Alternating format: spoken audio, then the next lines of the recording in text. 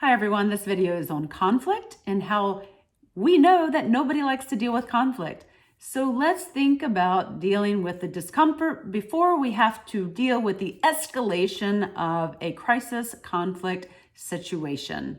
I'm going to share about 3 tips today to talk about how you can mitigate conflict in your life and work on a more healthy, stable manner of interacting using great communication skills to deal with that discomfort so that you can avoid dealing with something that you don't want to deal with, which is conflict. First, one thing that should encourage you is to know that dealing with discomfort through your communication and dealing with conflict through your communication are actually 2 different communication styles.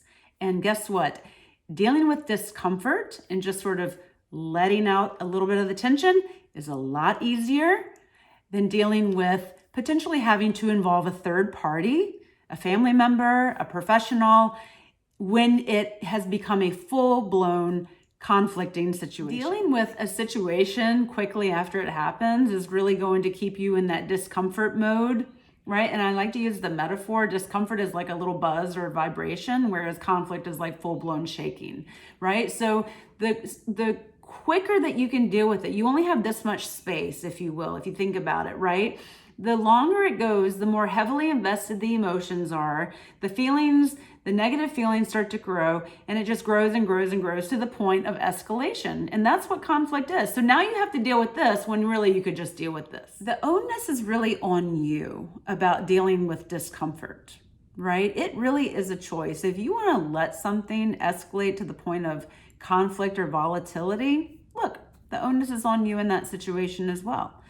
So, but for a lot of my clients, the people who I work with really are, pretty high integrity people, high performing. If you're watching this video, I suspect you're at least mid to high performing, because otherwise you have no interest in hearing what I have to say. I can guarantee you that.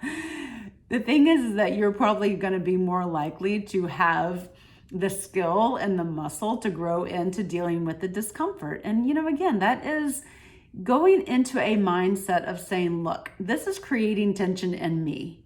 I'm going to have to dissipate this tension. I don't know how this person is going to respond, or I might suspect it's not going to land very well, but I still need to say it anyway. You can approach uncomfortable situations with a sense of graciousness as well. And, again, that's a communication style. The important thing is here, right?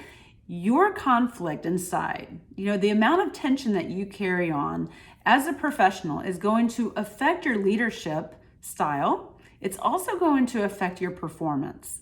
And it's very important, very, very important for you to be a very high performing leader, to be able to exercise this muscle, learn the skills, adopt the language, right? Learn the key phrases, ask the important, powerful questions to be able to dissipate that tension immediately so that these topics don't grow and fester and become a full-blown conflicting situation that is probably eventually going to be a detriment on some level.